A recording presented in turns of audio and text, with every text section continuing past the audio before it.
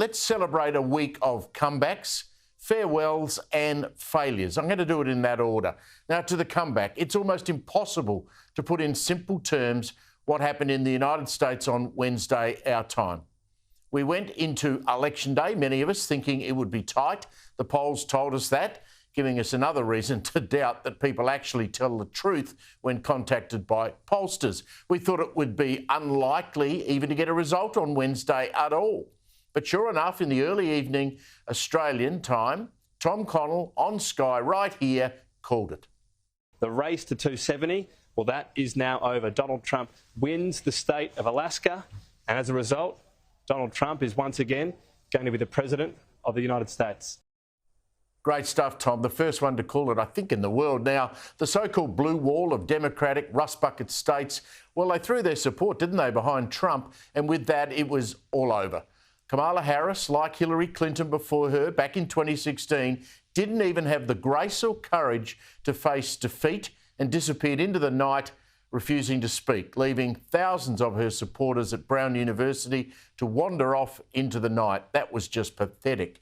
And as the result is poured over, some simple statistics. 80%, and this is exit polls, 80% of Republicans said they voted for Trump because of the economy. It's the economy, stupid. An incredible 90% of the same people said they voted on immigration, illegal border invaders, millions of them.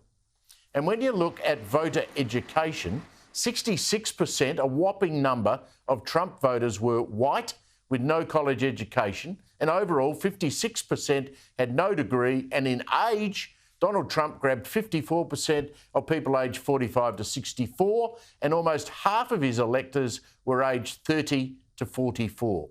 In summary, Trump and the Republicans are now attracting working-class, younger voters, and you only need to look at the map of the United States to see where they live.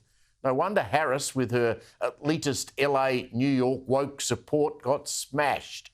Now, as I said to New York in a sec and Ross Greenwood, but to the farewells now, I want to do this in order. Two giants of Australian broadcasting, possibly the two biggest ever, John Laws and Ray Hadley, will not be on air anywhere next year. And in the case of Lawsy, that's almost 71 years of constant broadcasting. I say almost because at the end of 2006, John Laws hung up the mic for the first time. Now, I know that because I replaced him on Sydney's 2UE for the next 3 years, which was a pretty daunting experience, I must say, taking over his national radio program. Before that, I worked with John at 2UE for 5 years. It wasn't all good, not all good-natured, let me tell you. He once threatened to knock my block off, but we got over that eventually. Pre-social media, John was the original and best talkback host Australia had ever heard. He broke stories. He had a direct line to Prime Ministers, everyone from Hawke and Keating to Abbott and Albanese. He championed the bush. He knew how to have a laugh. He lived a giant life, flash cars, beautiful homes, a taste for great food and wild turkey, his favourite drink. The story's a legend, and I was honoured to have shared a studio with him. His last show on 2SM in Sydney will be on December 13. Then came The Apprentice, Ray Hadley. I texted Ray yesterday to congratulate him on a remarkable career. I call him The Apprentice because he started his talkback journey filling in for John Laws. He then made morning radio his own. Now, I worked with Ray at 2GB from 2012 to 2019. He always won the ratings. He broke political careers. He had a knack of knowing what the punters wanted to talk about. His political antenna was so far ahead of the politicians he was interviewing, it was uncanny. And he too liked to laugh and never forget. When he wasn't dominating talkback, he was one of Australia's greatest callers of live sport ever. Ray's calling during the Sydney Olympic Games of 2000, and he called numerous Olympics, was unbelievable. Just think Kathy Freeman's 400-metre gold medal, the Australian men's 4x100-metre guitar-smashing gold in the swimming pool featuring a young Ian Thorpe. Spine-tingling stuff.